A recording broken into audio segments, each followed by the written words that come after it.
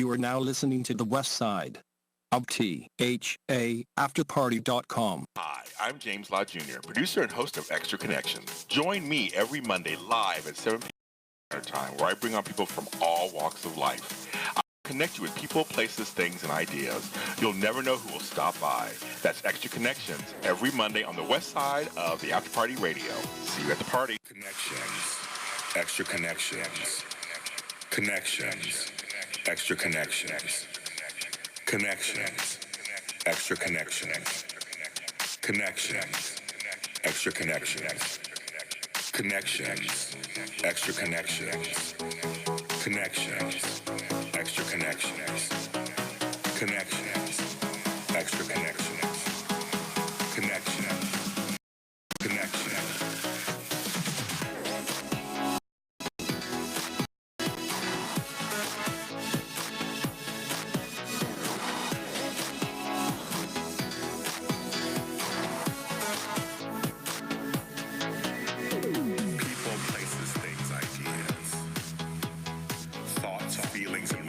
Healings, arts, culture, politics, science, health, music, acting, dance.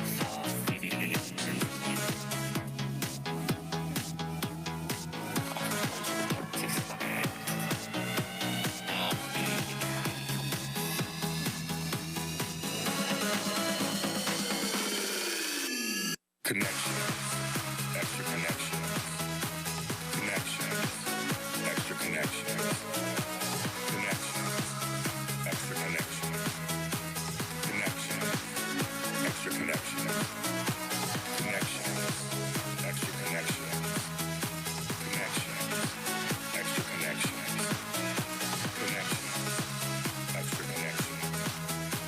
Connections. Connections.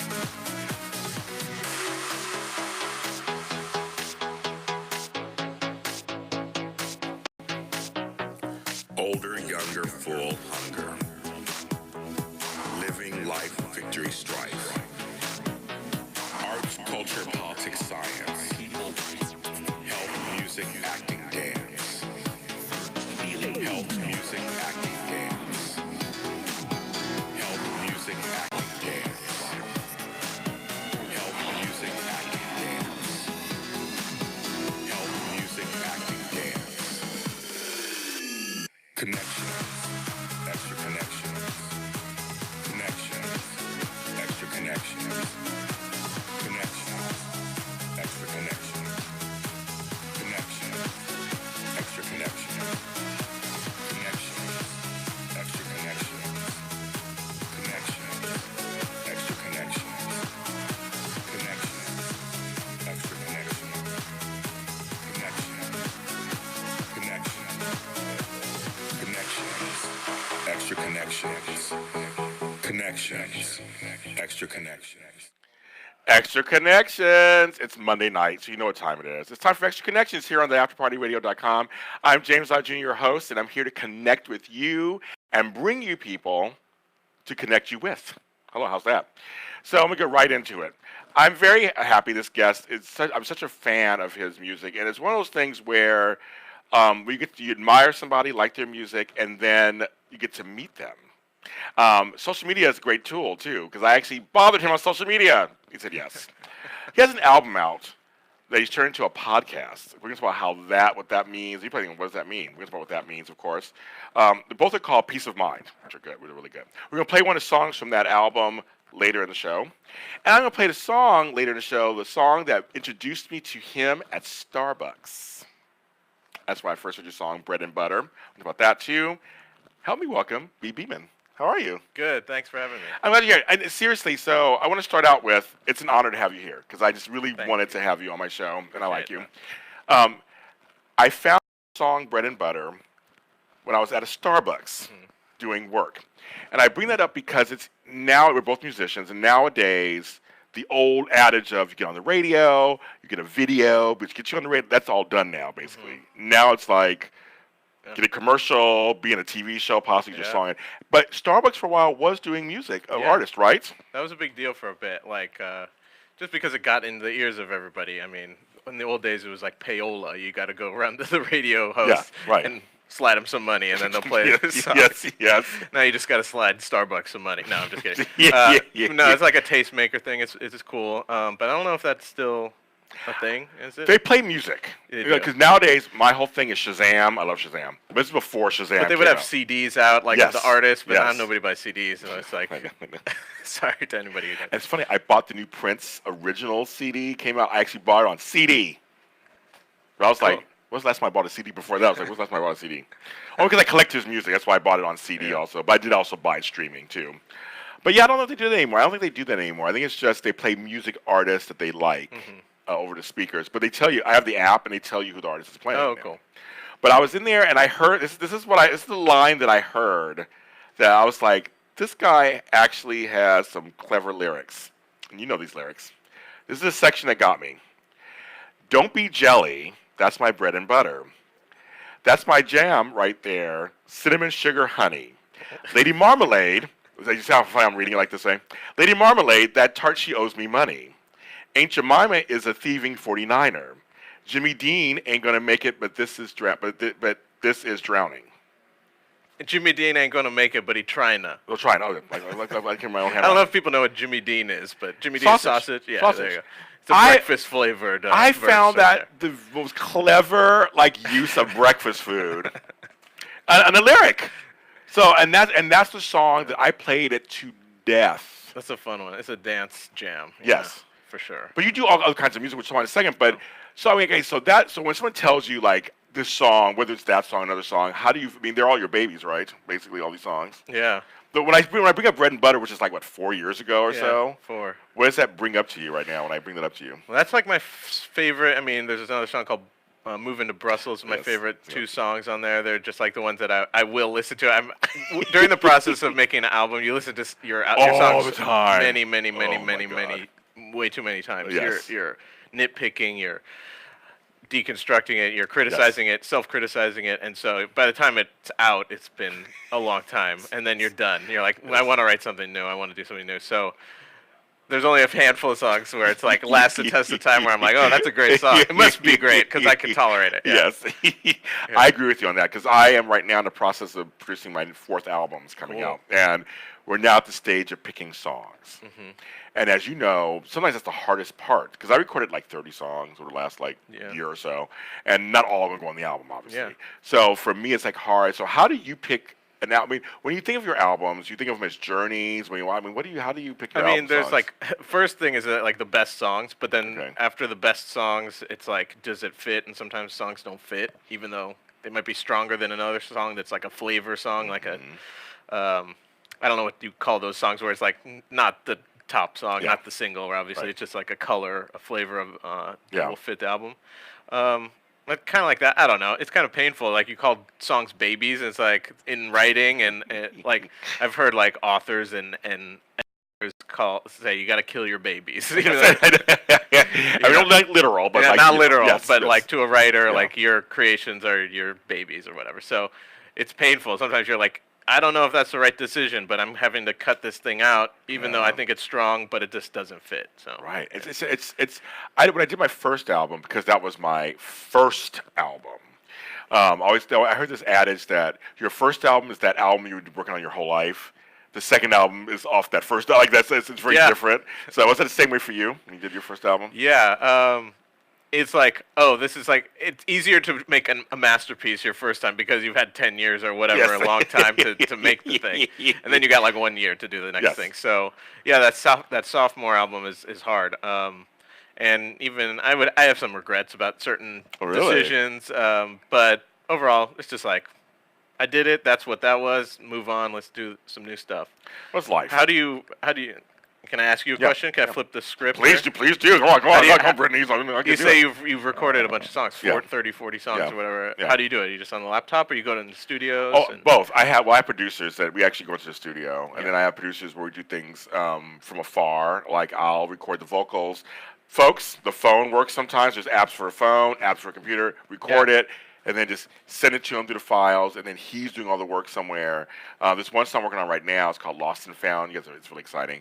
I'm working with producer Pete Mills. Shout out to Pete Mills. Cool. Where I actually go to his studio and we sit there and we wrote the song together and we go through piece by piece and the layering and taking out all the consonants and all that stuff you have to do in the studio. It's a very tedious process, but Brittany knows too because she has an EP out too. Yeah. We're all doing music.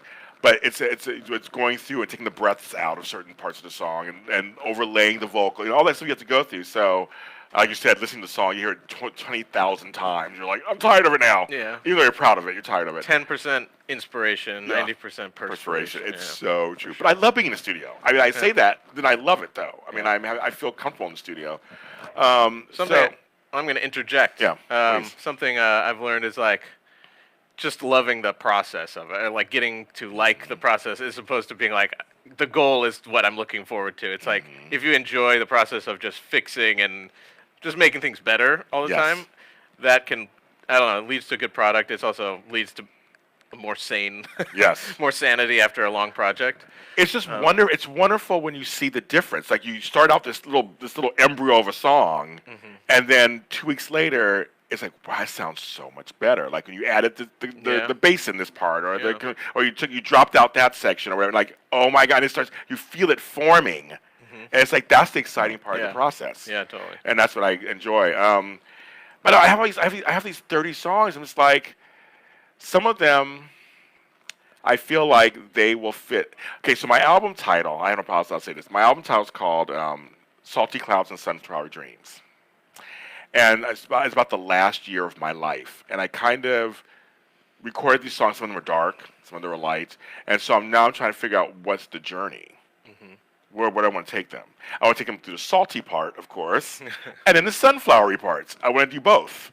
So I got to pick out, like, how many songs. I mean, because albums now, you can have 17, 20 songs on an album.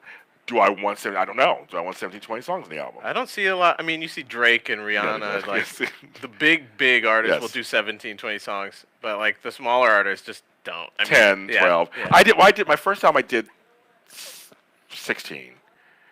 And 2 instrumentals. And then my second album, I did like 11. So, I mean, I don't know. So, I mean, you're right. It's kind of like, and I did 9. So, I mean, it's like I said, it's like trying to decide over your children, like which one should go on. It's like, it's really hard. But we do it both ways. So sometimes I just do it from remotely, which is a great thing because I'll be on the road and I'm like, oh, James, well, yeah. And I have everything Apple, so all my products match up. Yeah, it's amazing. So they can send it to the phone. It still goes to my computer and to my desk. It goes to everything. My Mac, my iPad.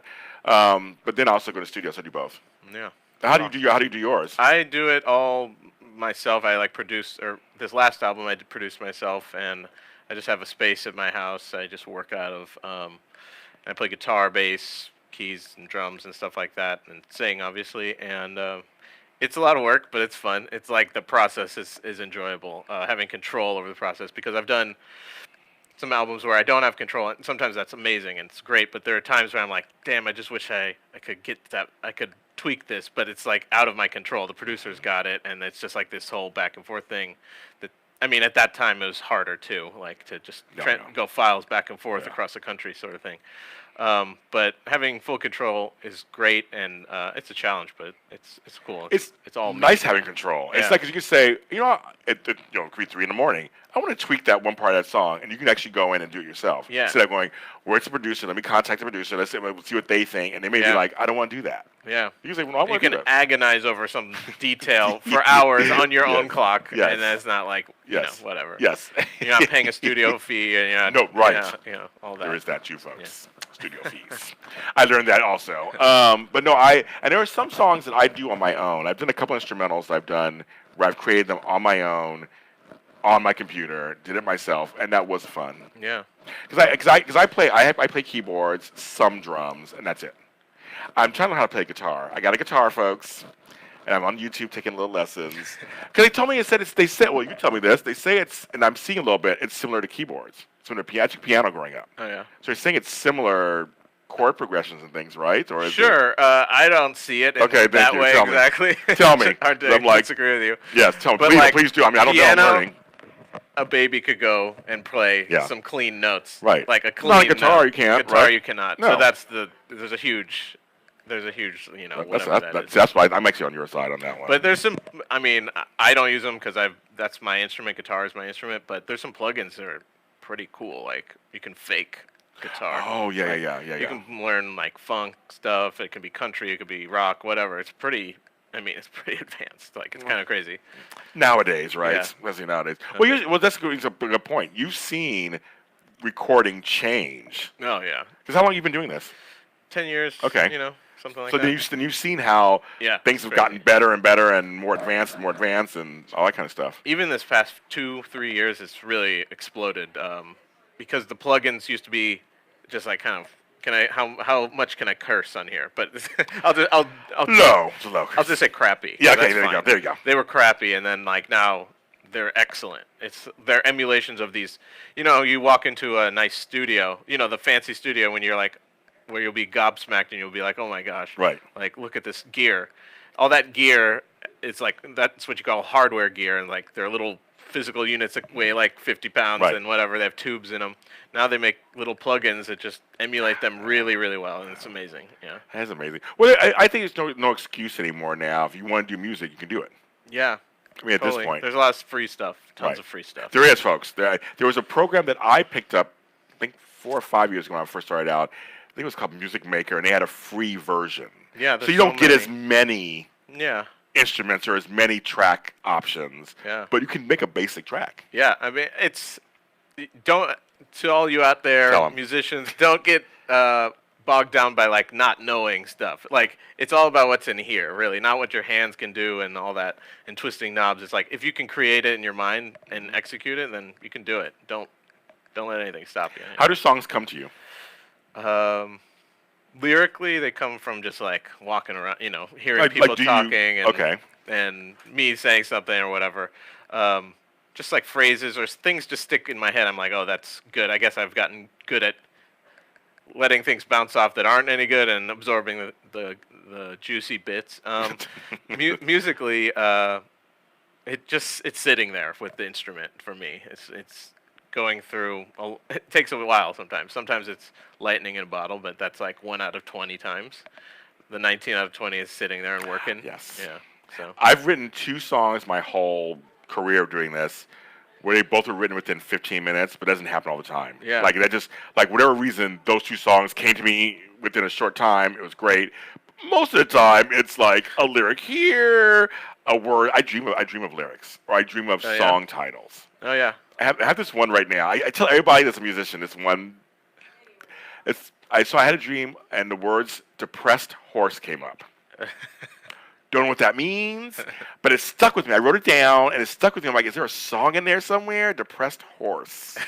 Is it part of a lyric? So that's what I do. So I let it sit around for a while. I don't know what depressed horse means, but it hasn't left me yet. Yeah. Sometimes like you have filler choruses, like Yeah. you just have a couple words that sound Yes, right, yes. and then you're like, I'll come up with something better later, Yeah. and then you never do. That's, You're like, that's that's true. it, yeah. That's true. That's really true. But I dream stuff sometimes. Like you, I'll walk by and I'll hear something, and I go, oh, what was that word again? Or what was that phrase? And I write it down. I write down on my phone, or I have a pad. I have notebooks in all my bags too. I write in my notebooks. And then sometimes it's like, to me, it's divine intervention. There's times where like Yeah. a whole paragraph will come to me, Yeah. and I'm like, ooh, there's a song in this paragraph. And then usually it is. Yeah. Sometimes it's just Flushing it out. coming almost. out. Yeah. Almost it's flushing it coming out. right through.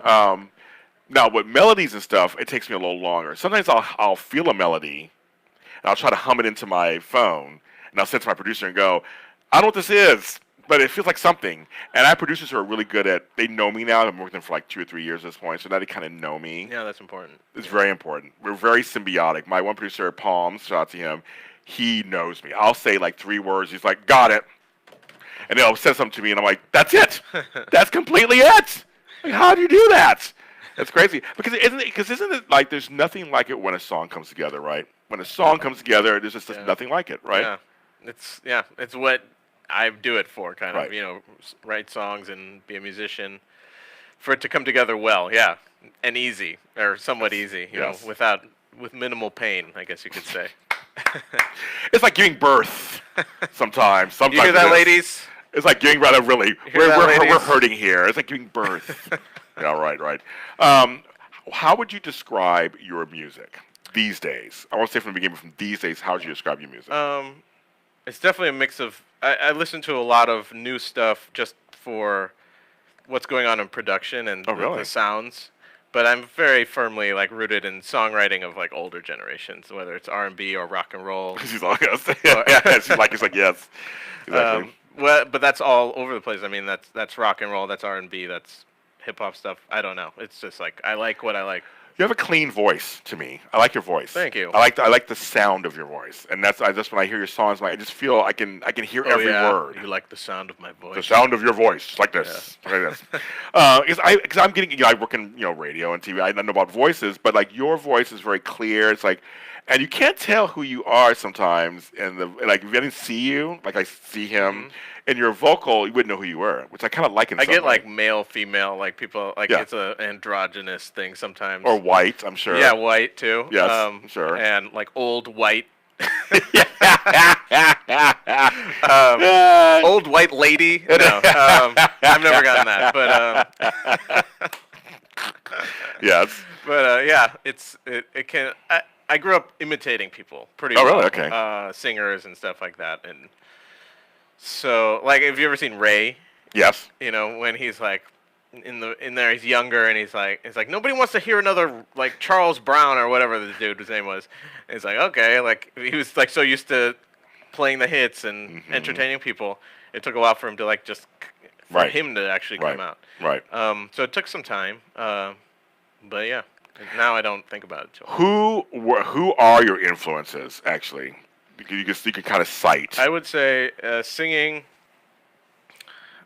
I mean, Ray Charles is great. I spent a lot of time listening to him sing, and Chris Cornell, the obvious next door neighbor to Ray Charles, is. We love Chris Cornell. Chris Cornell. I know, right? I love Chris Cornell actually, and I want to tell folks out there, he did an album with Timberland that I actually liked. I know it got very mixed reviews to bad reviews. Yeah. May he rest in peace. I love that album actually. There's some songs on it I thought were actually really good. Yeah, totally. That suited his voice. Yeah, it was impressive that he just went there and did it. He said, screw it. Screw it. I'm going to do some hip-hop stuff. Sure, why not? But to me it worked. But you like Chris Cornell. I can see you. I can see it being an influence for you. I love Soundgarden when I was growing up. You ever see him? Not only did I see him, I went on tour with him. I was opening act with Chris. Yeah. Oh my! So you met him then? I got to sing "Hunger Strike" with him, like 45 nights in a row or something. Oh my goodness! Yeah, it was fun. So were you starstruck when you first met him? I met him on the show in England. Soundgarden was on a show called Later with Jules Holland. Yeah, I know that show. I was really lucky to get. You were on there too. You was on there too. Yeah, so I was on there. It's a show where there's like 5 or 6 bands, and they have like mega stars, usually a mega star, and then like middling B stars, and then there was me, and then there's like D-list. There's like the way lesser known person. That's kind of their format, but what's unique is it's a circle, and nobody leaves the stage. So like Paul McCartney's there, whoever D'Angelo's there, they have to watch like the lowly dude. And usually in music, people bounce. Yes, people are like, I'm done. I gotta go. I'm backstage. I'm out doing something. So they don't watch. So that show's unique in that they make the artist watch. And so Soundgarden was on, luckily, and I happened to be on that same show, and I was like, holy, whatever. They were a huge influence on me. I played electric guitar growing up. Wow. I loved the guitar. I loved Chris singing. And so I went up to them afterwards. I was like, I have to say, you guys are my idols. You meant a lot to me for like 2 years. I used to play like sports, and then I hurt myself. And for like 2 years, I was like really into Super Unknown, the Soundgarden album. And I was learning a lot of it. And so they were very meaningful. Maybe the most meaningful band to me ever in my life. So I shook hands with all of them, Chris as well. And then I hung out a little bit with them. And then like 9 months later, he was doing like some solo acoustic tour. Yes. And then he asked me to go out. Wow. Open for him. Well, then you must have been devastated when he died. Oh yeah. You had a connection. I mean, you had more than just a connection of him being a fan of his. You knew him. You played with him. Yeah, it was like one of those. It was like JFK got shot days. Wow. It was like those things that are just like burned into your brain. Those moments. Yeah. Of, like I know exactly where this was in the room. And wow. Thank you. Wow, that's crazy. So, yeah. And I went to his funeral, which was awful. But it was like at the same time, it was incredible because so many of my heroes We're there, I'm sure. Yeah, it was incredible. Wow. Yeah. So That's crazy. very bittersweet day, but yeah, it was great to know him. Obviously, it was a sad ending, but Yeah. I don't know. It's funny. I saw them do Lollapalooza one of the years. Oh, like It was- 90s? Yes, I'm old. It was the 90s. It was that year. It was Metallica, Soundgarden, Rancid, Devo, and Devo was like the surprise. Like they were. I mean, I heard "Whip It Real Good" that song, but they were like they rocked it out the whole time. It was crazy. I couldn't believe it. But They're those, heavy, huh? I never listened to them much, but they're like heavy yeah, rock, right? because they were very new wave on record. Freedom of Choice. They did a song with Jermaine Jackson. Let Me Take Your Fancy. They were all very new wave, but in real life they were rocking out. I was very, very, very impressed. But Soundgarden was the second and last band to play before Metallica, and Metallica, of course, ended the whole thing. Yeah. And I was like, oh, because I grew up with the whole grunge thing. I love all the grunge stuff, and I was like, I saw all the grunge acts except for Nirvana, which I'm really sad about. There's the only one I never saw, and I loved Nirvana. It was the one I never saw. But we're going to be right back. We're going to talk more because he has more stuff to talk about. We're here with Bhiman. We're back with the After Party Radio's Extra Connections. Hi, pleasure.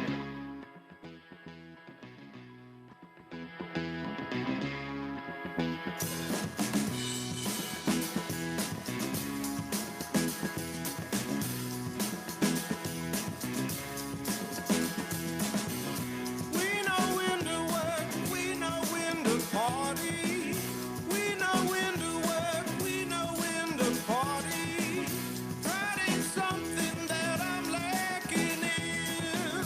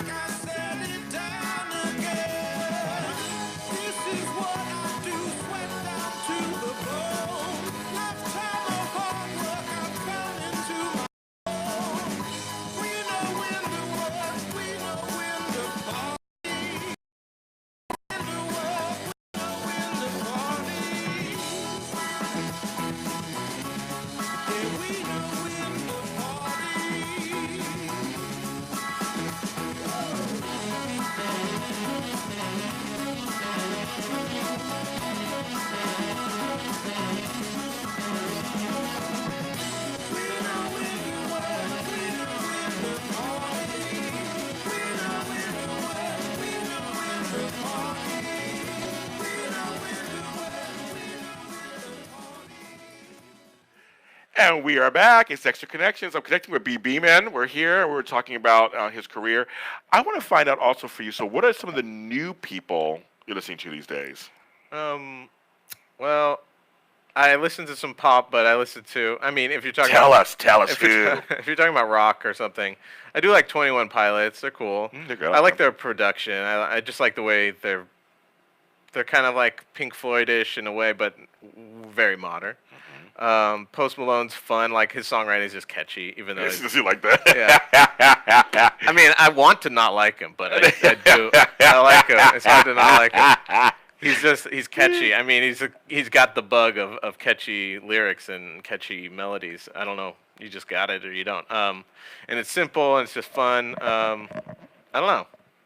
I agree with that. I some songs they call it an earworm when it goes into your ear, and people say my songs are super earwormy because I'm very hooky. I know I do it on purpose.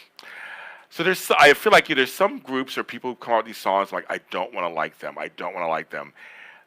Katy Perry's songs, her new song, I'm hooked. Never ever. I can't stop singing that song. It's so hooky. It's I don't so think I know that one. Oh well, now that I said it to you. Why don't we hear it from you right now? And you're never gonna. That's all I can say. I know the words, but it's just like it's just so. It's like please, sorry, Katie, I butchered your song. No, I don't like that. I don't like that song. Yeah, it's the way you just performed. The way you like that one. It's so catchy. It's like all her songs, Katy Perry songs, are catchy. Yeah, they're super catchy. Taylor Swift, her songs are super catchy. Mm-hmm. That's why I pay attention to it for sure. I don't like dive all the way in, but I pay attention to what's going on, and because, especially like coming from a rock background or whatever, people don't like pop kind of in certain worlds, you know. But it's like that's where like some of the best people, best writers, best producers, like they're all there, and like so you got to pay attention. Like just because you don't like action movies or whatever, you got to pay attention to like what's going on if you're in the industry a little bit, you know. So well, I'm wearing a Def Leppard Journey T-shirt. They were in concert together. Talk about hooky songs. I mean, Mutt Lange, who did Def Leppard, and Shania Twain, and AC/DC. And I mean, there's all those groups. Their songs are super catchy. Yeah. He had some magic sauce for sure. He did for a long time. It's Canadian, right? Yeah, of course. Those Canadians, they're nice people, of course. But it always kills me that somebody, especially just about Def Leppard and Shania Twain, two separate genres, but kind of not, because she's kind of pop country and they were rock pop kind of. It all you hear the lyrics, you go, okay, I guess that's a Mutt Lange song. You kind of hear it, and he co-wrote with Shania too, of course. Like I said, but it's like it's kind of very much. I see the through line. I mean, even the AC/DC Back in Black. In Black, right? Yeah. Not Back to right. Black. No, that's somebody else. That's Amy. Amy. Yes. But Back to Black is obviously heavy rock, but it's got pop song structure and it's pretty poppy in a way. Yeah. So how do you get your music out there? Because nowadays there's streaming. It's performing the major way to get your music out there these days. You think? I don't think so. Okay. No, please tell me. I mean, I don't know. It's not. I don't think that's like, that for me, I think it's no. Okay. And that's why I did my latest album in that way. I know a segue. You got it. He's a podcaster. He knows what's going on. He saw where I was going with this. So I mean, there's a lot of ways to do it. I've released my previous albums in a traditional manner, CDs, records, and touring and everything, and press releases. But I have a funny name. I have like a silent H twice in my name. So your parents really named you Bhiman? Yeah, they did. Because it was like saying Rob Roberts. Yeah, Chris Christopher. Yeah, exactly right. Yeah, exactly. No, totally. And it's funny, my dad and my brother have totally different last names than me. Because in Sri Lankan Tamil culture, Tamil is like the ethnicity that we are, like MIA and Aziz Ansari are our ethnicity. Yes. So in our culture, in the old country, it's a smaller town, village sort of circumstance, and you get like one name, and your dad's and grandfather's names go before you, and then your given name is your last name. So my given name would be Bhiman, and B is kind of this nickname thing that my mom and dad arbitrarily came up with. And so my name's B. Beeman. My brother's name is Arj Arjunan. My dad's name is Ramesh Ramasvara. It's like, it's random. And I don't think everybody does it like that, but Yes. we sure is. We sure did. Yeah. That's very interesting. Yeah. Okay, so that's how B. Beeman came. I'm thinking, that's really interesting. So they didn't really name you B. Beeman. They just named you Beeman as your name. Yeah. But it became B. Beeman. Yeah, totally. And I have cousins who have similar sort of things. So Yeah. funny. You go for a big family? I have my nucleus family is small, like Okay. one brother. But my mom's side has 10 brothers and sisters, so they're all over the place. Dang. They're like, dang. 10 brothers Yeah, and sisters. all over the world. Yeah, Nigeria, England, Sri Lanka, Australia, Canada, here. Wow. Have you been to Sri Lanka? When I was younger, yeah. Yeah. When I was like 9, Okay. I was not fit for it. I was too bratty, I guess. I was, I was like, what is this? And like, probably complaining too much, but Oh, that's hilarious. which is annoying. I wish I hadn't done that. But I wish I appreciated it, but I mean, I was a kid, so. And I haven't been back since. There's some bad violence there Yeah, and right. civil war, so it was a very difficult circumstance. So I never went back, and then I should have gone back more recently, but then there was another like kind of awful thing that Yeah. happened on Easter that kind of scared a lot of people. Yeah. So now it's kind of a reset of what's going on. How has any of that culture informed how you look at things or how you do your music? Honestly, I'm a pretty American American. kid, but just having all those people around the globe, Yeah. and I grew up in St. Louis, Missouri, and Okay. it wasn't like, oh, this is just my town and that's it. Like, Yeah. this is Hawkins, Indiana, and like Yes. only Hawkins, Indiana. Right, exactly. Little Stranger Things. For me. Right. But I know. I got it. Of you course. got I got it. Of course. And so just like having family who are an American, who are outside this country, like yourself, you have Puerto Rican family, I take it. Family in Holland, family all over the place, family yeah? in the Caribbean, family everywhere. Yes. Is that because of like Curacao or something? Holland? No, actually, I have family because a parent of mine's parent was from Holland. Oh, okay. It's kind of happened that way. Yeah. So there you go. It's very multicultural. That reminds me, I had family in Trinidad. I know Tobago. Trinidad. I know Love Trinidad. Trinidad. Yeah, I know And Trinidad. but just like having, I don't know. I mean, I've written political things, socially conscious things, Yeah. and just having my world be big Yeah. is probably the biggest here. thing Same here. for that. Now you made your album basically in this podcast form. So talk about that. Like, what was Yeah. what made you decide? Because you were just like the traditional route is just not really working for me anymore. Kind of want to do something different. Kinda, yeah. That was definitely part of it. I think I get branded as a world artist just because my name is B. Beeman. Not okay. branded. I just get Yeah. the first glance is like, oh, Yeah. what? There's a ceiling as to what I can do or whatever. And That I found sucks. that annoying. That's annoying. That's totally Yeah, annoying. So anyway, you can either cry about it or try to do something different. Right. And we tried to do something different this time. And that thing different was to do a podcast. And why, to me, that worked this time was this is in the Trump era. It's a different world. It's a different Yes. landscape. And so Yes. I've always written socially conscious stuff. I always loved like Marvin Gaye. I always loved Yeah. Bob Dylan. I always loved people who wanted to say something. Get some stuff off their chest, make people think about things in a different way. I mean, artists made me think about things in a bigger way, like Dylan and even like George Carlin and Richard Yes. Pryor, Yeah, like oh, yes. really Oh, influenced yes. the way I saw the world. Like, Yes, me too. and so those guys influenced me inspired me to just do something, along those lines. Now, I'm really good at political, quote unquote, political, socially conscious songwriting, but the music landscape is very not that. It's not very political. It's kind of funny to me because TV, comedy, and all these other things are saturated, Completely. but it's. I mean, there are some artists, but it's definitely fewer. I It's do like conscious Beyonce, music too. you know, Yeah, so that's the same way. It's very few. it's different. So I was like, oh, where are the people who are congregating who care about this stuff, who would care about my political, quote unquote, political music? Where would they be? And they're in the podcast world. Pod Save America, all these Yes. political shows are exploding. So I was like, okay, maybe I'll try my hand at Have that. you ever been a podcaster though before? I was saying hello. I'm gonna do a podcast. Sure, why No, not? It was like riding a unicycle. It was like it was very hard. And so, but I over the years I've gathered like quite an eclectic group of friends and acquaintances, not just in music, outside of music. So like one of the inspirations for this was obviously, well, I'll shout out my wife, Katie, who's also my manager. She loves podcasts. I would say borderline addicted to Oh, podcasts. funny. Okay, I love it. And, Hey, Katie. and she loves podcasts, and she was like, I think there might be an avenue for you to release your music in this way. Because it's political, I think you could do something. I don't know. We just kind of had to throw stuff at the wall to figure out the So format. how did you do this? So what's the format? Yeah, the format is I have 2 to 3 guests. I'll take you through the first episode. Okay. The first episode's a song called "Brother, Can You Spare Some Peace of Mind." It's kind of like this Pink Floyd, Curtis Mayfield Love rock it. thing. Love it. Yes.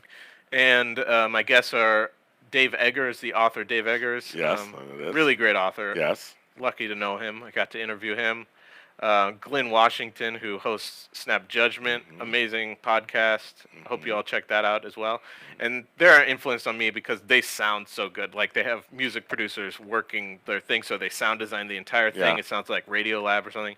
So I wanted it to be like that. And then finally, I had like a social scientist on to talk about the theme of that episode, which was this crazy landscape of people just going for Trump, and like I don't know. I think it's okay for me to say that. Yeah, you can say it on here. Yeah. You can say it, sure. I yeah. think we made a wrong turn at Albuquerque, I guess you could say. So, yes. so we talk about Dave has gone to rallies and talked to all kinds of people on left and right sides. Glenn grew up in a white supremacist Jesus cult, and he's black, comes from a black family, and it was Wow. like kind of a mind F. And so I kind of talked about cultism and like the cult of Trump and what he sees from his days of growing under the tutelage of like a cult Yeah. leader, a religious cult leader. And then finally, the social scientist talks about just how people kind of tend to act in groups and group think and how they're influenced and stuff like that. So it's really interesting. And throughout it, I'm producing the episodes, and I take the stems from the sessions that I produced, and I kind of break down into submixes, like just bass and drums or just whatever it is, and sound design the interviews. Yeah. And then at the very end, I kind of do an explanation, a breakdown of the songs, how I wrote it, how I demoed it out, how I chose the instruments I chose, how I wrote the lyrics and stuff like that. It was so at the end, it's just me explaining the songs. I love it. Yeah. It's just again thinking outside the box, and sometimes as artists, we have to do that Yeah. to get our stuff, our art out there, and that's just not just for music, for anything. I mean, sometimes our shows could be paintings, where we got to find ways to do something a little different than the traditional ways, because sometimes they don't work, and there's a lot of content out there. Yeah, there's a lot. And that was discouraging sometimes because it's just like when I was doing it, podcasts were like totally Oh, yeah. exploding. Oh, yeah. And I was like, oh, this is just getting lost. But that you can't think that No. way. You kind of that was a part of me was thinking that. But we got to do the best that you can. And I think we did a really good job. And it was totally different. I don't think anybody had seen anything like that. And the political bent, the Yes, political take two. angle to it. Yes, take two. The political angle to it is very much me. I don't Yeah. think I would say like, yeah, this artist got to go do that. Like, no. Yeah. That was personal to me, the mix of politics and kind of like some jokes and whatever, Yeah. just like fit my personality. So. Well, I love that. We're going to take another break, our last break of the evening here at Extra Connections. We're going to hear another song of his, one of his later songs, and we'll be right back.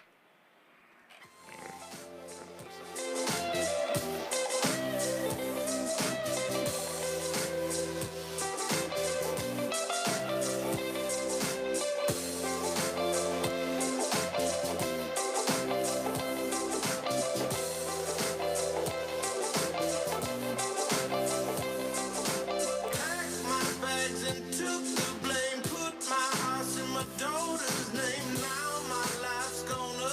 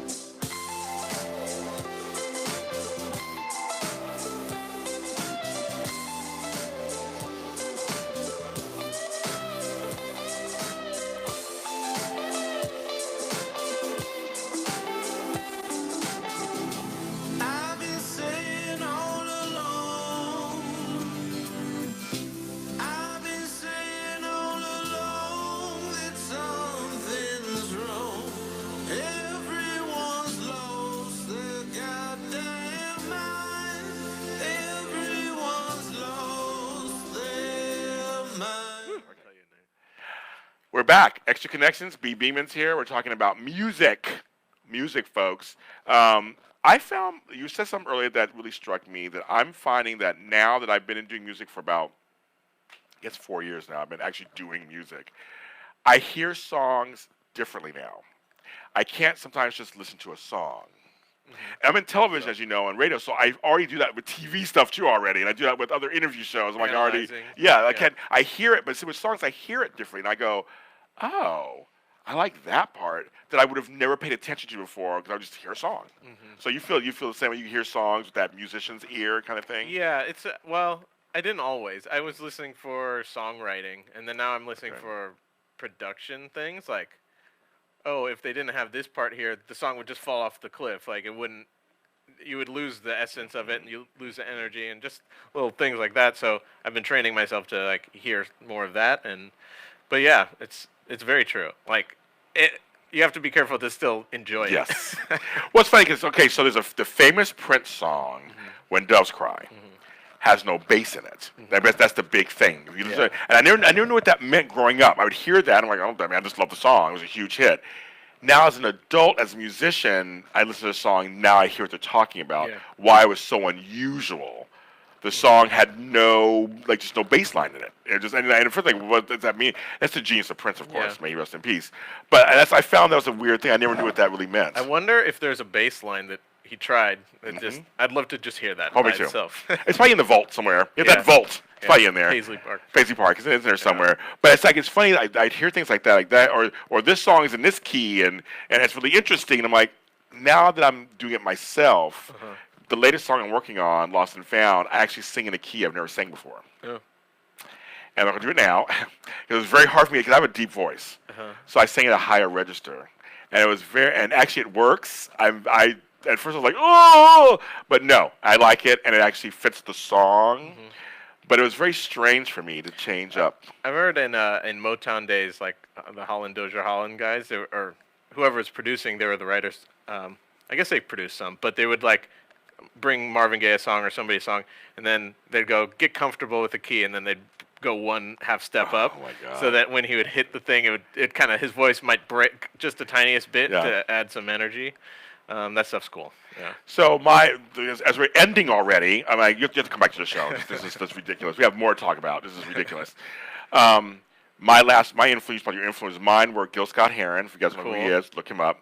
Awesome. 70s Marvin Gaye, and it was very specific because a lot of his songs still hold up today. Unfortunately, the lyrics and the songs, and 70s Stevie Wonder. That's when those 4 albums, like it was Inner Visions, Talking Book, Fulfilling Its First Finale, and Songs in Key of Life completely just like changed. Music in My Mind too, which came out before that, changed my life. Yeah, no, those are crazy good. It's about production too. It's about production. Yeah. No, it's so amazing. Oh my God! So many songs. But the lyrics. Golden Lady. Yes. Yeah. Hello. And it was crazy. And it was crazy about Stevie Wonder. He was blind. and that to me, it's like that's divine intervention. Like he had that much. He could see that much, so to speak, to put out all this. I mean, these hits and hits and hits. And Marvin Gaye, I love that he finally let him be who he wanted to be in the 70s. And I mean, just great album. What's going on that album? The whole album still relevant today, sadly. Still, at some level. No, totally. I mean, it's like 40 years later. Yeah. We still have the same kind of problems. Still poisoning our fish with mercury. Exactly. Seriously. I mean, it's kind of crazy. So, what's next on the horizon for BB Men these days? I'm working on new music, producing other people, which is something I've just started to get into. Okay. Some young bands and stuff. A band out of New York of these. Well, this sounds so cliche for me to be plugging. I'm not going to plug them, but I'm talking about a young great band that I'm producing. You know how you hear that? You hear some great producers like, actually, I want to talk to you not about the legends that I've worked with. I want to talk to you about these young guys that you know nothing about. But I am working with some kids that are really good, and excited to do some of that. I'm writing songs for other people, writing songs for myself, collaborating more. So you'll hear more from me for sure. I personally, I'm excited because I'm a fan of yours. So I'm very excited to hear more stuff come out of you, and it's gonna be great. And I love that you're in that musician space. Like you're a musician. Do you have any advice for anybody out there who's doing music these days? Like any kind of something that you kind of learned that you want to leave people with?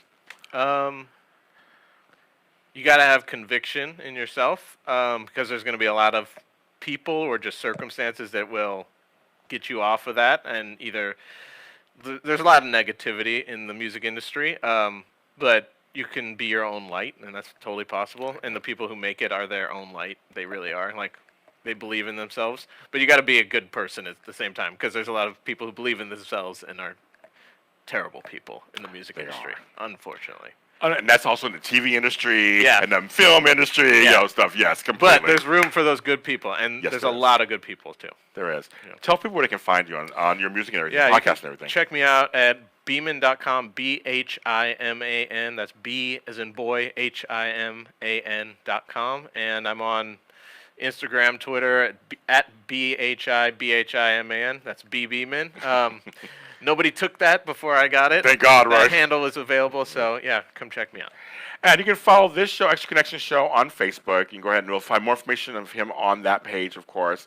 You can follow me where all James Lott Jr.'s are sold on social media at James Lott Jr. everywhere on all the social media platforms. You type in my name, you will find me. You can find his songs where he just told you can find them. You can find my songs on all the platforms to learn music.